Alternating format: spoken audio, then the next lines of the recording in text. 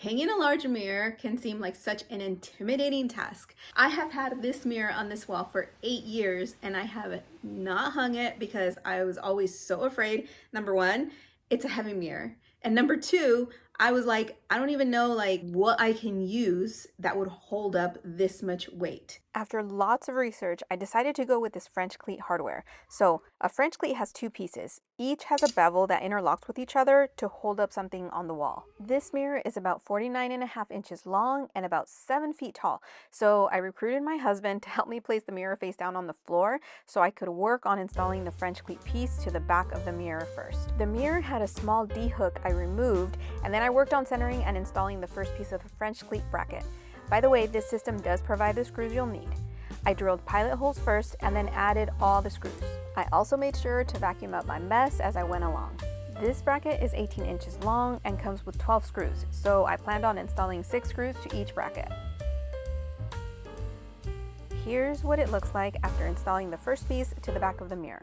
We leaned the mirror back on the wall to get it out of the way, and so I could mark out where the studs were, and to my surprise and disappointment, the stud placement was not ideal. Of course, as is always the case when you're going to hang something heavy, right? Since the 200-pound bracket is only 18 inches long, when I centered it on the wall, it would not span across 2 studs. So I had to pivot. Thankfully, UGG Hardware happens to also make a 30-inch bracket that supports up to 300 pounds, which was perfect so I could hit 2 studs. I ended up taking all the tape off the wall and decided to just start over with new markings. I also measured from the bottom how high I needed to raise the mirror so both brackets could connect at the top. Once I verified measurements and placement, I removed the stud finders and got to work securing the bracket to the wall. Something I want to mention, this system comes with a really small level to help you hang the bracket straight, but sometimes the small level doesn't stay in the bracket, as in it falls out. So just keep that in mind. Have a level handy to double check your work so you don't have to drill holes twice. Thankfully, on this occasion, the level stayed in. That wasn't the case when I tried with the 18-inch bracket, but no biggie since I didn't end up using that bracket anyway, and it ended up working on this 30-inch bracket, so we were all good. Now for the moment of truth where we actually go to hang the mirror. We use these Irwin Quick Lift construction jacks, and they were awesome.